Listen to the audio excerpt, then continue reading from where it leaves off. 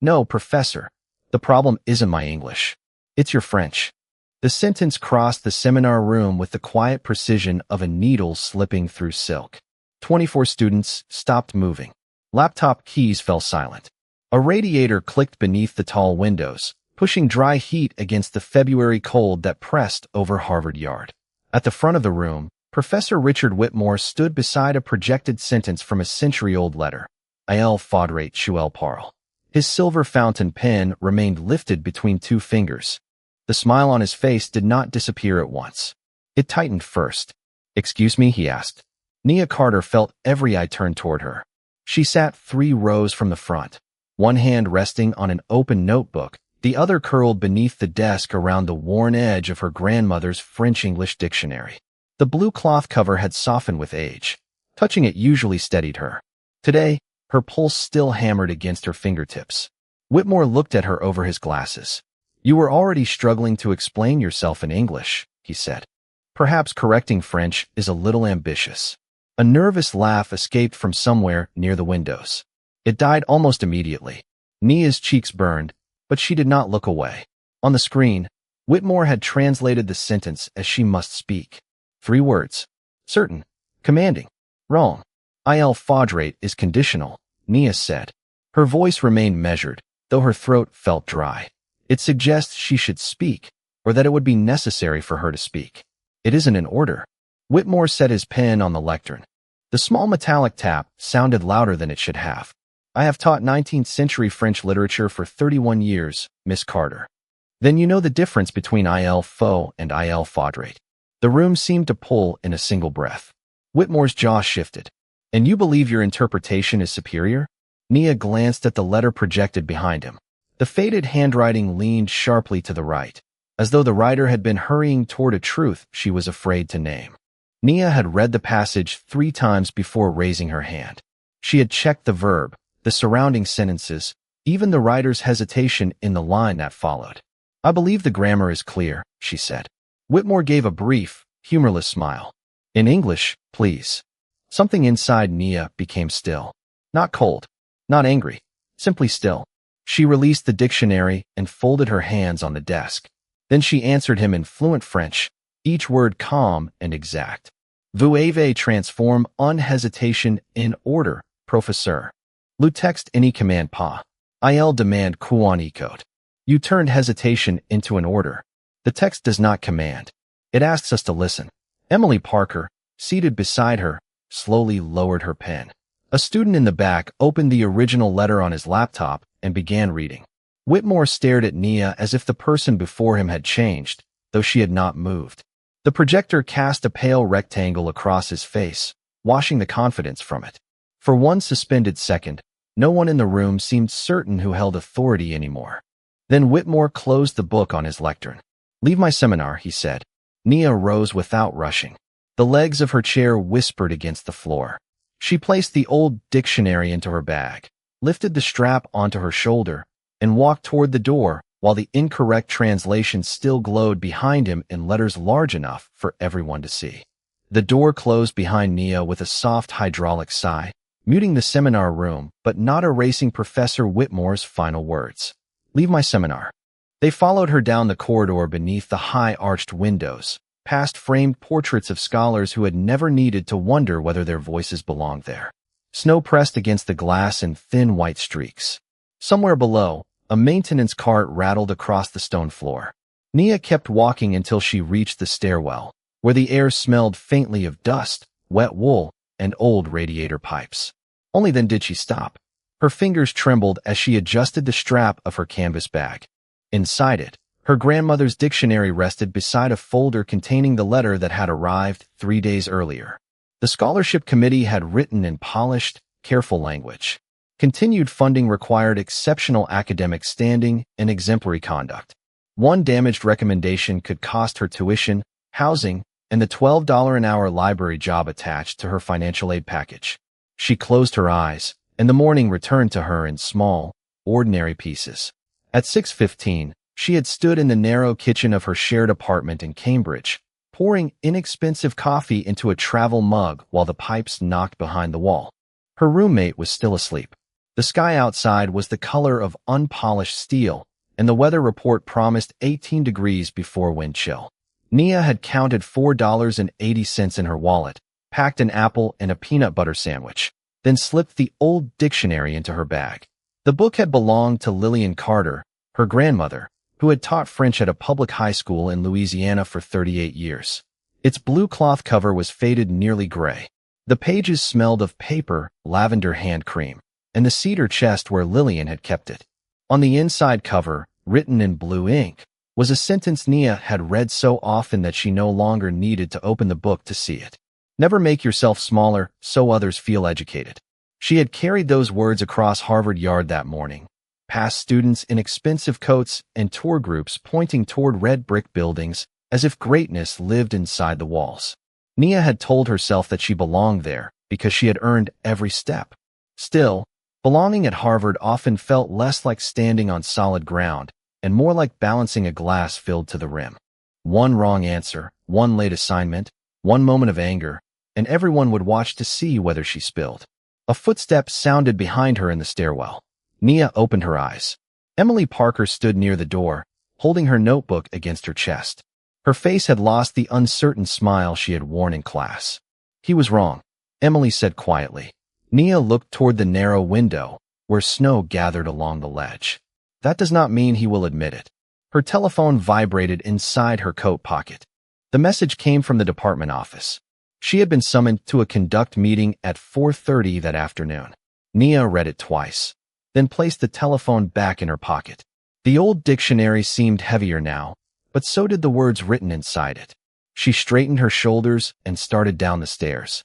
Inside the seminar room, Professor Richard Whitmore waited until the door settled into its frame before turning back to the screen. No one resumed typing. The old French sentence still hovered above him in pale black letters, smaller now somehow, yet impossible to ignore. Il faudrait tuer parle. Whitmore reached for his fountain pen, then stopped when he noticed that his hand was not as steady as before. We will continue, he said. His voice carried the practiced calm that had filled lecture halls for more than 3 decades, but the room did not return to him. Emily Parker stared at the empty chair beside her. A student near the back compared the projected translation with a digital dictionary, his face tightening as he read. Whitmore turned toward the letter as though the paper itself had challenged him. It had been written in Paris in 1912 by Etienne Moreau, a minor diplomat whose private correspondence had remained buried in a university archive for nearly 70 years. Whitmore had discovered the collection as a graduate student, when he was 27 and still wore secondhand jackets with sleeves that ended above his wrists. One sentence had become the center of his first published article. She must speak. In his interpretation, Moreau was ordering a reluctant witness to testify during a political scandal. That command became evidence of authority, fear, and institutional control. The article earned praise. The praise became invitations. The invitations became a book, then tenure, then a career built beneath polished ceilings and engraved brass nameplates. On Saturday evening, Whitmore was scheduled to deliver the keynote address at the National Conference on French Historical Letters. 400 scholars would sit beneath the chandeliers of a downtown Boston hotel while he presented a new chapter expanding the same argument. His publisher had already announced the book. Advance copies were waiting in cardboard boxes at his home. The translation was not a footnote anymore. It was the foundation beneath everything. Professor, a student named Daniel Brooks said carefully, which should be a possible reading, would it not? Whitmore faced him.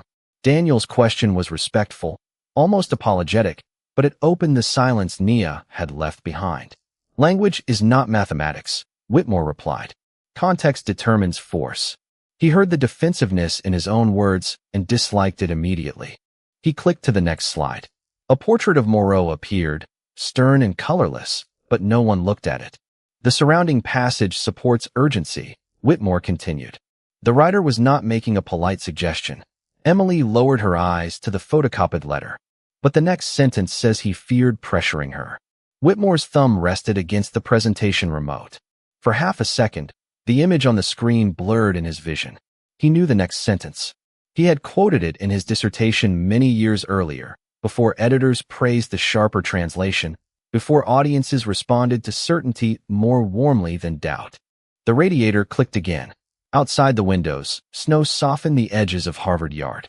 Whitmore closed his lecture notes and dismissed the class 10 minutes early. Students gathered their coats without conversation. No one approached him on the way out.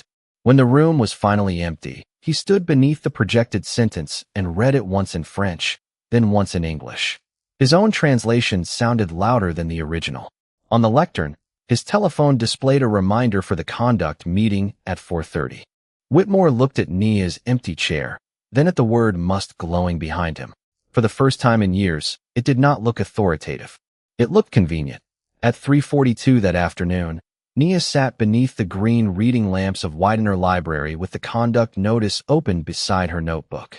The building held its usual winter hush, a mixture of turning pages, distant footsteps, and warm air moving through old vents. Outside, snow had stopped falling, but the windows still reflected a gray Cambridge sky. Nia had less than an hour before the meeting. She could have spent it rehearsing an apology. Instead, she opened the digital archive and searched for the complete correspondence surrounding the letter Professor Whitmore had presented. Emily sat across from her, her coat folded over the back of the chair and her laptop angled between them. "I checked 3 dictionaries," Emily whispered. "They all support your translation." Nia kept reading. "A dictionary proves the tense. It does not prove the context." She scrolled to the letter written 2 days earlier. The ink was faint, and several words had been marked uncertain by the archivist. Nia enlarged the image until the handwriting filled the screen. Morrow described a woman who had witnessed a closed diplomatic meeting. He did not name her. He wrote that she feared her account would be dismissed before anyone heard it. In the next letter, he used the disputed sentence. "Il faudrait tuer parle." Nia read the lines before and after it slowly. The phrase carried urgency, but not command. It sounded like concern from someone who believed the woman deserved to be heard. Whitmore had changed that concern into authority. Emily leaned closer. "So you were right about the grammar and the meaning?" Nia did not answer immediately.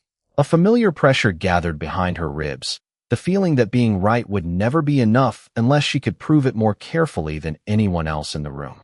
She opened Whitmore's published article from 26 years earlier. The scanned pages appeared in black and white, dense with footnotes. She searched for the French phrase. No result. She tried the English translation. On page 47, beneath a paragraph about institutional pressure, the words appeared. "She must speak." Nia traced the sentence with her eyes, then moved to the footnote. It cited the original letter but offered no explanation for the translation. "He built the argument around those 3 words," Emily said. "Yes. Then the meeting is not only about classroom behavior."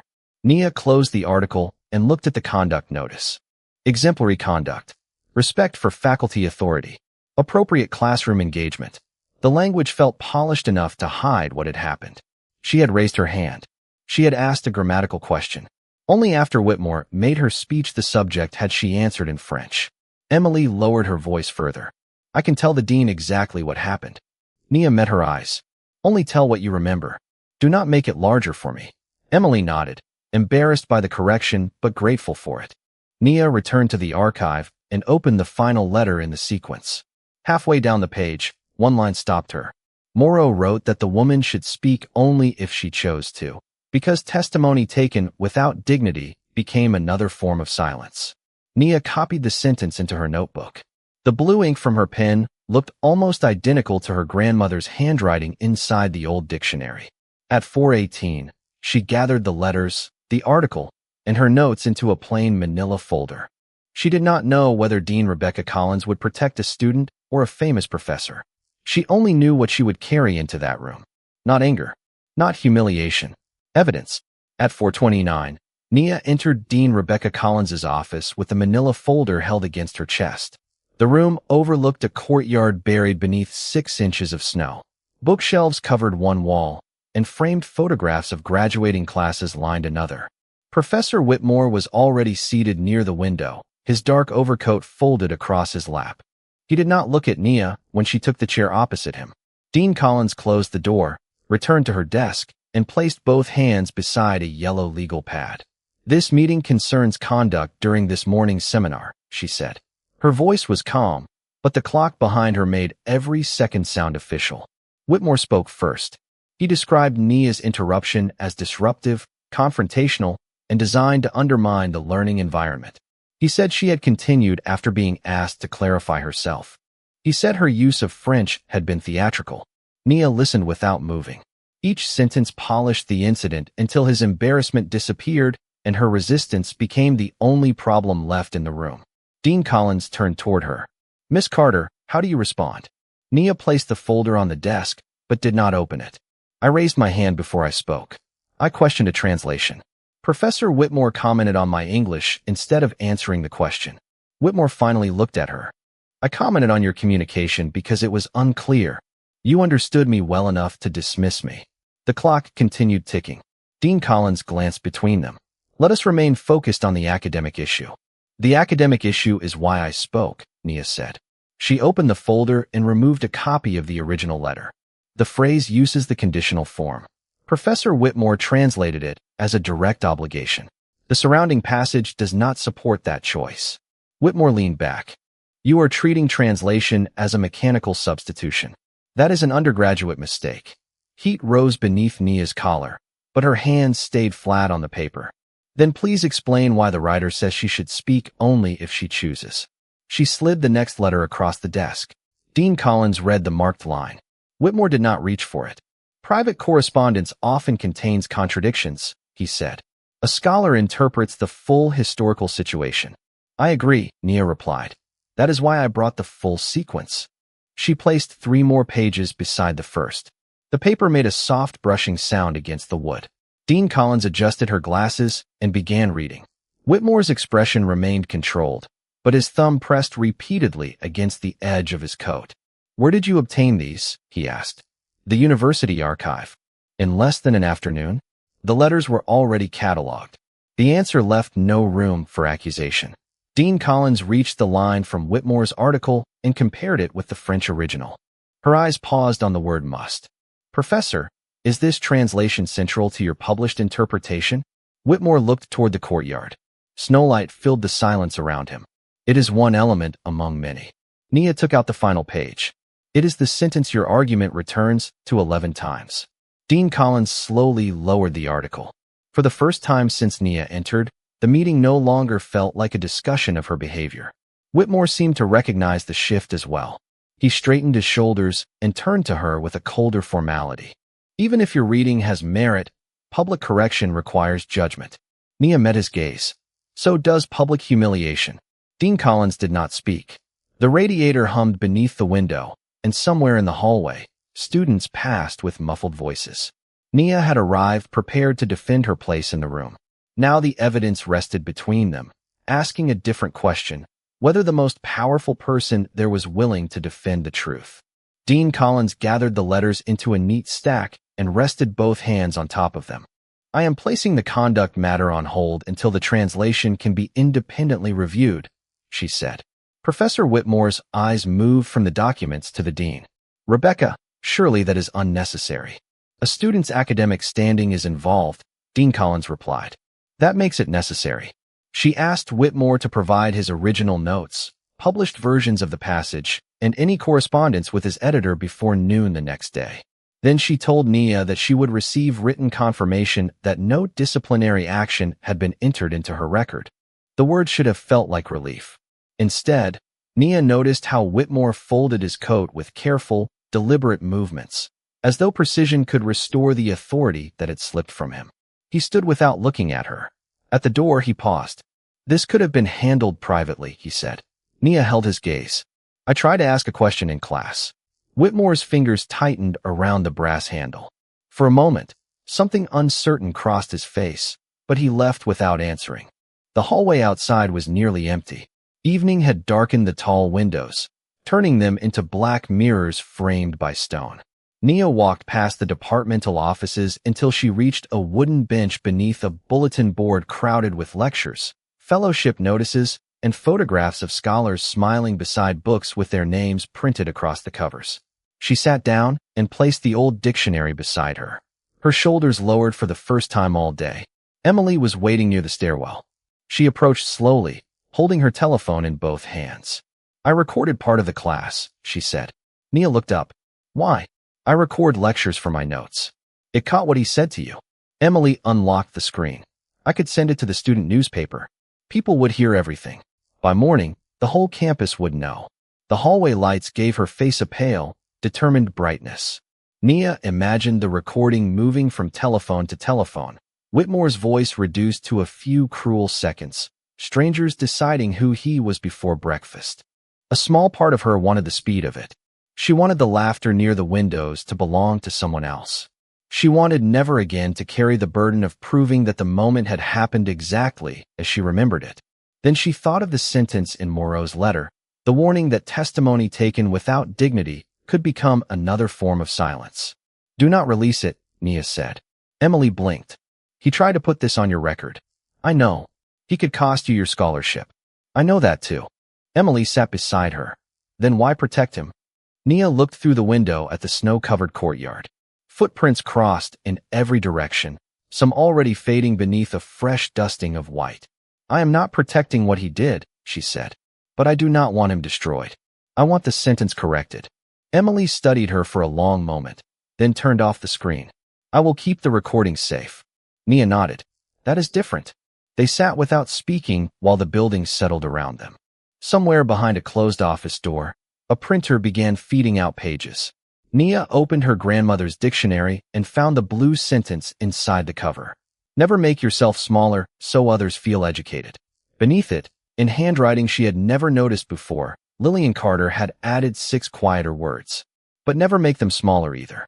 By 7:15 that evening, the upper floor of Widener Library had emptied into a silence so complete that Nia could hear the faint electrical hum inside the green reading lamps. Emily had gone home after promising to keep the recording private.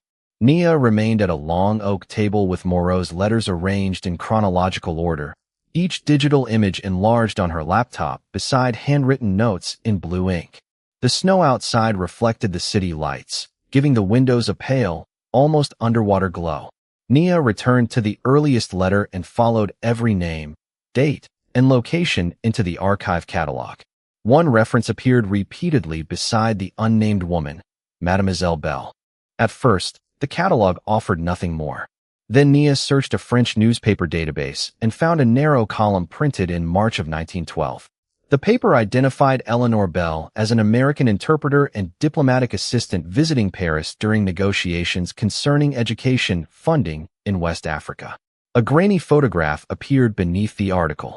Eleanor stood beside 3 officials in dark formal coats, her posture straight, her expression composed. She was a black woman. Nia leaned closer to the screen. The discovery changed the air around her. Whitmore's interpretation had presented Eleanor as a frightened witness waiting to be ordered into speech. The letters told another story. Eleanor had translated private negotiations, challenged inaccurate reports, and refused to attach her name to a statement that excluded the communities most affected by the agreement. Moreau was not demanding that she testify. He was urging his colleagues to let her address them on her own terms. Nia read the disputed sentence again, then the line that followed. She should speak, if she believes they are finally prepared to hear her. The difference between must and should was no longer only grammatical. One word made Eleanor obedient. The other preserved her choice. Nia sat back, feeling the wooden chair press against her shoulders. She remembered summer evenings in Louisiana, when her grandmother Lillian opened the kitchen windows to release the heat and placed flashcards across a yellow tablecloth. Lillian never praised speed. She praised attention. A language tells you what happened, she once said, stirring sugar into iced tea. But the smallest word tells you how someone was treated. At 12 years old, Nia had thought her grandmother meant grammar. Now she understood that Lillian had meant power. The clock above the reading room entrance moved toward 8. A library employee rolled a cart between the shelves, and the scent of old paper shifted through the room. Nia opened Whitmore's keynote summary, which had been posted on the conference website. The description promised to reveal how male officials compelled a reluctant colonial witness to speak. Eleanor's name did not appear once. Nia copied the newspaper article, the letters, and the photograph into a new file. She labeled it Eleanor Bell and the right to speak. Then she stopped with her fingers above the keyboard. This evidence could correct more than one sentence. It could return a woman to a history that had turned her into a shadow. Nia looked at Eleanor's blurred face on the screen and felt the day's humiliation settle into something steadier than anger. Professor Whitmore had mistaken her careful speech for weakness. A century earlier, other men had made the same mistake about Eleanor Bell. Nia saved the file, closed her grandmother's dictionary, and whispered into the empty room. This time, they are going to hear you. The next morning, Nia returned to Dean Collins's office carrying a thicker folder than the one she had brought the day before. The snow had turned to gray slush along the sidewalks, and damp salt marked the cuffs of her boots. Inside the office, the air smelled of coffee and polished wood. Professor Whitmore was not there. Dean Collins stood beside the window, reading a printed page with Eleanor Bell's photograph clipped to the top. "You found this last night?" she asked. Nia placed the remaining documents on the desk. "The letters led me to a French newspaper archive." Eleanor Bell was not a reluctant witness. She was an interpreter and diplomatic assistant. She refused to support a statement that excluded the people affected by the agreement. Dean Collins studied the photograph again, and Professor Whitmore's translation changes that. It changes her choice into obedience. The dean lowered herself into her chair. For several seconds, she said nothing. The clock behind her measured the silence in clean, mechanical beats. Then she opened a cream-colored folder bearing the university seal. "Before the independent review proceeds, the department is prepared to offer a private resolution." Nia remained standing. "What kind of resolution?" "You would acknowledge that correcting Professor Whitmore in front of the seminar could have been handled more respectfully. In return, no conduct notation would appear in your academic record. Your scholarship recommendation would remain unaffected, and you could transfer into another seminar without penalty." The words were gentle. That made them heavier. Nia looked at the university seal, then at Eleanor Bell's face on the desk. Would the translation be corrected? Dean Collins folded her hands. That would be addressed separately. Would Eleanor Bell be identified in the lecture? That is a scholarly matter for Professor Whitmore and the review committee. Nia felt the old pressure return beneath her ribs. Tuition, housing, her library position. The careful balance of a life built on forms, deadlines, and good standing. One sentence of apology could protect all of it. She imagined calling her mother in Louisiana and saying the problem had disappeared. She imagined closing the archive file and returning to class somewhere else, where no one knew what had happened. Dean Collins pushed a single page toward her. "You may read the statement before deciding." Nia read it. The language was polished, almost painless. She regretted allowing academic disagreement to become personal. She recognized the importance of respecting faculty authority.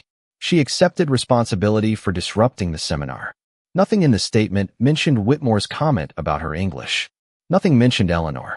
Nothing mentioned the word that had changed a woman from a scholar into a subordinate. Nia placed the page back on the desk. "I can apologize for interrupting," she said. "I can apologize for speaking before he finished.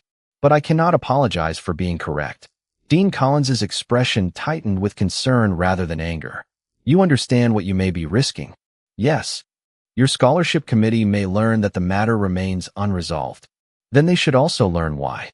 Nia opened her folder and placed the complete sequence of letters beside the proposed statement.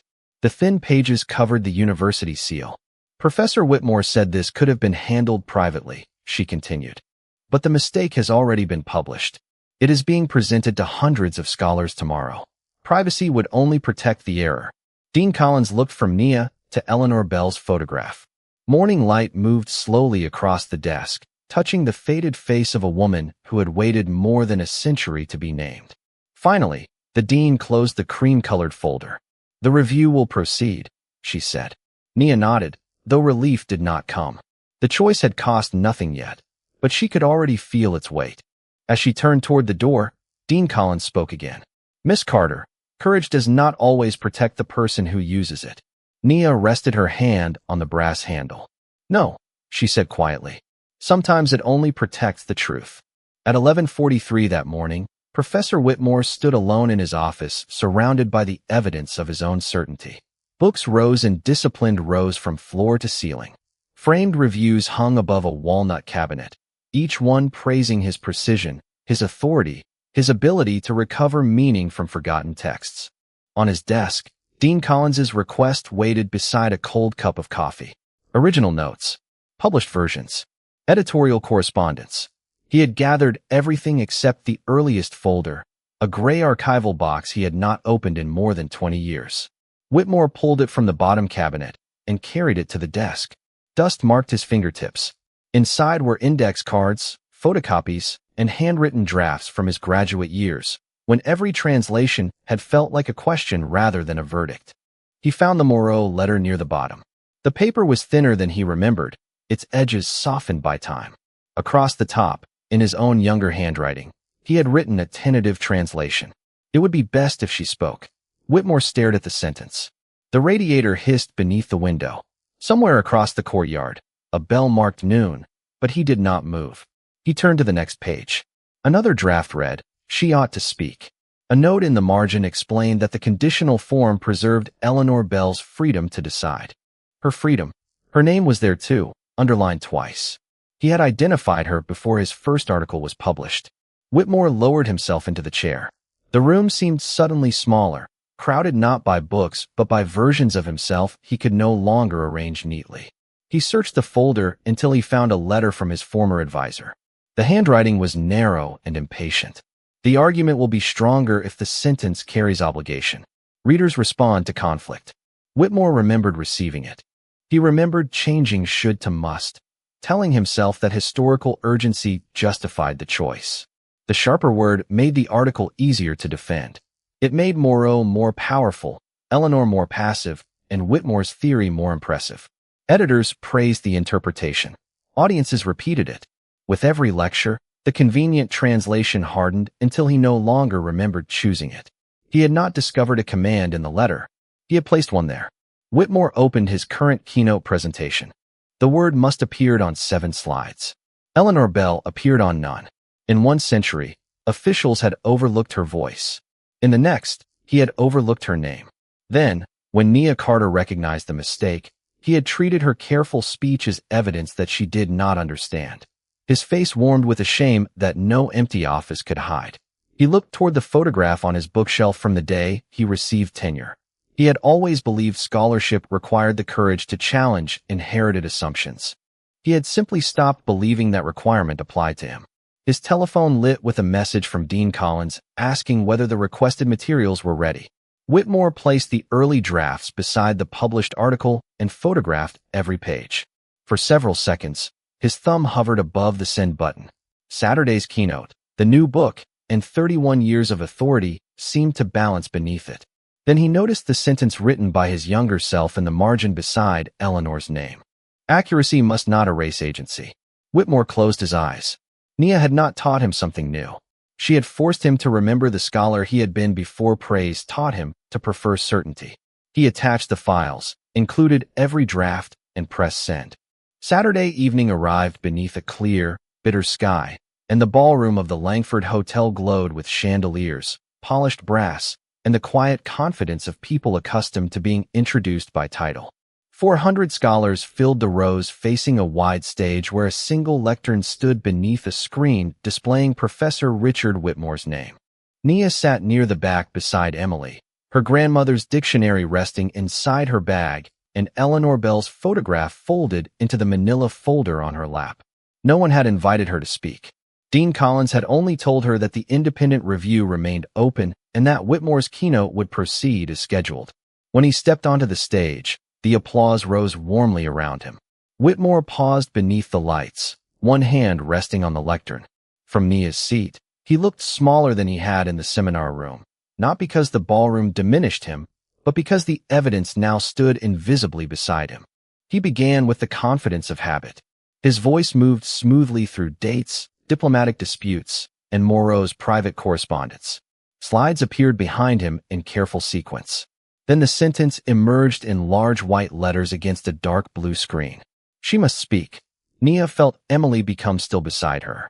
Whitmore looked at the words for 1 second too long, then continued. He described the phrase as proof that Moreau had compelled a reluctant witness to participate. He spoke of pressure, institutional authority, and the language of command. The room listened. Pens moved across paper. Nia watched his right hand tighten around the edge of the lectern. When the lecture ended, applause filled the ballroom again, but it sounded thinner this time. A moderator invited questions. Several hands rose. The first scholar praised Whitmore's archival work. The second asked about political context. Then an older woman in the front row stood. Her conference badge identified her as Dr. Helen Avery of Georgetown University. Professor Whitmore, she said, your argument depends heavily on the phrase il faudrait tuer parle. Why have you translated the conditional as a direct command?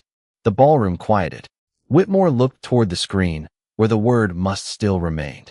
The surrounding circumstances create a force stronger than the grammar alone, he replied.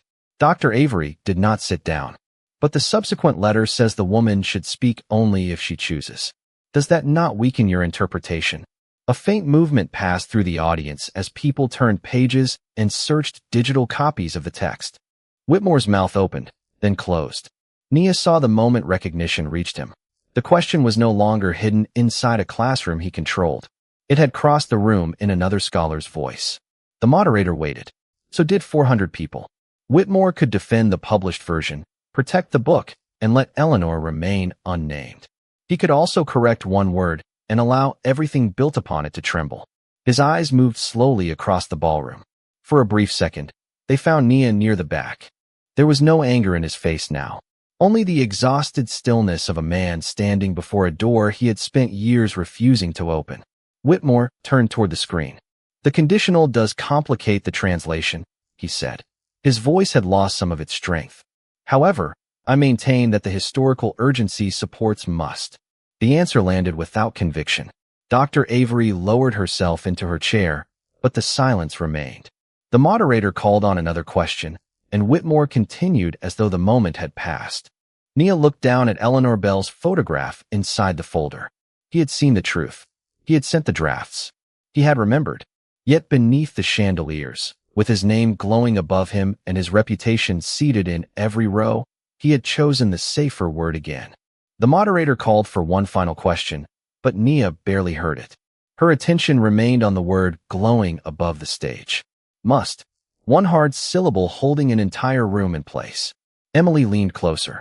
You have the letters, she whispered. You could stand up right now. Nia opened the manila folder. Eleanor Bell's photograph rested on top, her expression steady beneath a century of dust and omission. Behind it were Whitmore's early notes, the newspaper article, and the letter proving Eleanor had insisted on speaking by choice. Nia could raise her hand, read the evidence aloud, and force the correction in front of everyone. The thought brought no satisfaction. It felt too much like another command. She looked toward Whitmore. He was answering a question about archival ethics, but his voice sounded distant, each sentence delivered with the careful rhythm of someone crossing thin ice. The audience still listened, yet the admiration that had greeted him had changed into something more cautious. He knew it. Nia could see it in the way he avoided the screen. She tore a clean page from her notebook and placed it over Eleanor's photograph. For several seconds, her pen did not move. Then she wrote one sentence in blue ink. Correct the translation. The rest can still be honest. Emily read it and frowned. That is all. That is enough. He had his chance. He still has one. Nia folded the page once and handed it to her. Emily hesitated, then slipped from her chair and moved quietly along the back wall. She passed the note to an event coordinator, who carried it down the side aisle toward the stage. Nia watched the small square of paper travel from hand to hand beneath the chandeliers. It looked fragile compared with the ballroom, the titles, the published books, and the hundreds of people waiting for certainty. When the note reached the moderator, he glanced at it, then placed it near Whitmore's water glass. Whitmore continued speaking for another sentence before noticing Nia's handwriting. He unfolded the page. His eyes moved across the words once, then returned to the beginning. The room did not know what he was reading, but silence gradually gathered around him. Nia felt her heartbeat in her palms. She had given him no accusation, no demand for punishment, no promise of forgiveness. She had offered only a door. Whitmore lifted his gaze and found her near the back. This time, she did not look away. His expression tightened with something deeper than embarrassment. He looked down at the note again, then toward Eleanor's photograph projected nowhere, named nowhere, waiting inside Nia's folder. The moderator asked whether he wished to conclude. Whitmore rested both hands on the lectern. No, he said quietly. I need to correct something. A murmur moved through the ballroom. He turned toward the screen and picked up the presentation remote. The word must remain for one more second, bright and absolute. Then the slide went dark. Whitmore faced the audience without the protection of his argument behind him. "The translation I defended tonight is not the most accurate one," he said. His voice trembled, but it did not stop. "A student showed me that, and I chose my reputation over the evidence." Nia lowered her eyes to the blue dictionary in her lap. She had not made him smaller. She had simply refused to become small enough for his mistake to remain standing. For several seconds, the ballroom remained completely still. Professor Whitmore stood beneath the blank screen with Nia's folded note beside his water glass and 400 faces waiting for him to decide how much truth he could bear. He drew a slow breath. "The phrase should be translated as 'she should speak,'" he said. "Not 'she must speak.'" The correction sounded small in the enormous room, but Nia felt it move through the audience like a change in pressure. Pens stopped. Heads lifted. Dr. Helen Avery leaned forward in the first row. Whitmore clicked the remote, and the French sentence returned to the screen. Beneath it, he typed the new translation with fingers that moved carefully across the keyboard. "She should speak." He looked at the words before facing the audience again. "The conditional preserves choice," he continued. "I removed that choice because the stronger wording supported my argument." His voice remained unsteady, yet every sentence grew clearer. "Years ago, my own notes recognized the distinction. Over time, I allowed a convenient interpretation to become an accepted fact." He paused, then looked toward the back of the ballroom. "Nia Carter, a student in my seminar, identified the error. Instead of examining her evidence, I mocked the way she spoke. I treated her voice as the problem because admitting my mistake threatened my authority." A quiet murmur passed between the rows. Nia felt Emily's hand settle gently over the edge of her folder, not holding her, only reminding her that she was not alone. Whitmore turned to a new slide. Eleanor Bell's photograph appeared, grainy and dignified beneath the chandelier light. Her name stood beside it in clean white letters. "This woman was not an unnamed, reluctant witness," Whitmore said. "She was Eleanor Bell, an American interpreter and diplomatic assistant. She refused to endorse an agreement that excluded the communities it affected. The historical record shows that she was being invited to speak by choice. My work reduced her from a participant to a subordinate." He removed his glasses and placed them on the lectern. Without them, the lines around his eyes looked deeper. "My publisher will receive a formal correction tonight. I will revise the book, the article, and every lecture in which I repeated this error. Miss Carter will be credited for the archival research that restored Eleanor Bell's identity and agency." The moderator shifted beside him, visibly uncertain, but Whitmore was not finished. "I have also asked Harvard to remove me from any decision concerning Miss Carter's grade, scholarship recommendation, or conduct review. I used academic power to protect myself. I should not retain that power over her." No applause came immediately.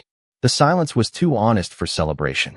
Nia watched Whitmore stand inside the consequences of his own words without asking anyone to rescue him from them. Then Dr. Avery rose. One person began clapping near the aisle. Another joined. The sound spread slowly, not like praise for a famous scholar, but like recognition of a truth finally given its proper name. Whitmore did not bow. He looked at Nia and gave one small nod. She returned it, neither forgiveness nor victory, only acknowledgement. On the screen behind him, Eleanor Bell's face remained above the corrected sentence. For the first time in more than a century, the room was not speaking for her. It was listening. 3 weeks later, winter sunlight lay across Harvard Yard in long pale bands, bright enough to soften the snow without melting it. Nia crossed the courtyard with her canvas bag against her hip and her grandmother's dictionary tucked beneath one arm. The conduct matter had been closed. Her scholarship remained secure. Dean Collins had sent a formal letter confirming that Nia's academic record would carry no notation, and the university archive had begun preparing a public exhibit on Eleanor Bell. None of it felt like triumph. It felt quieter than that, more like a room finally returning to its proper shape after someone moved the furniture back into place. As Nia passed the building where Whitmore taught, she heard his voice through a half-open seminar door. She slowed without meaning to. Inside, the same tall windows held the same cold Cambridge light. The same green board stood at the front. Professor Whitmore was listening to a first-year student explain a difficult passage in French. The student spoke carefully, losing confidence halfway through the sentence. Weeks earlier, Whitmore might have interrupted. He might have corrected the pronunciation before hearing the thought. This time he waited. When the student finished, Whitmore rested one hand on the lectern and said, "Show me what you see." The young man looked surprised. Then he returned to the text and tried again. On the board behind them, 2 words had been written in white chalk. Must. Should. A thin arrow connected them. Beneath the words, in smaller writing, appeared a single line. Translation corrected through the research of Nia Carter. Nia stood beyond the glass, watching dust drift through the sunlight. Whitmore noticed her near the doorway. His expression changed, not with the shame she had seen beneath the hotel chandeliers, but with something more difficult and more useful. Humility. He did not call her inside. He did not turn the moment into another public apology. He simply placed the chalk on the tray and gave her a small nod. Nia returned it. That was enough. She continued down the corridor, where the air carried the familiar scent of old books, wet coats, and radiator heat. Her telephone vibrated with a message from Emily. The archive had approved Nia's proposal. Eleanor Bell's letters would be digitized under her full name, and the corrected translation would appear beside them. Nia stopped near a tall window and read the message twice. Outside, students crossed the yard in every direction, their voices rising into the clear morning. She opened her grandmother's dictionary. The blue cloth cover had begun to separate at one corner, but Lillian Carter's handwriting remained firm inside. Never make yourself smaller so others feel educated. But never make them smaller either. Nia ran one finger beneath the words, then closed the book gently.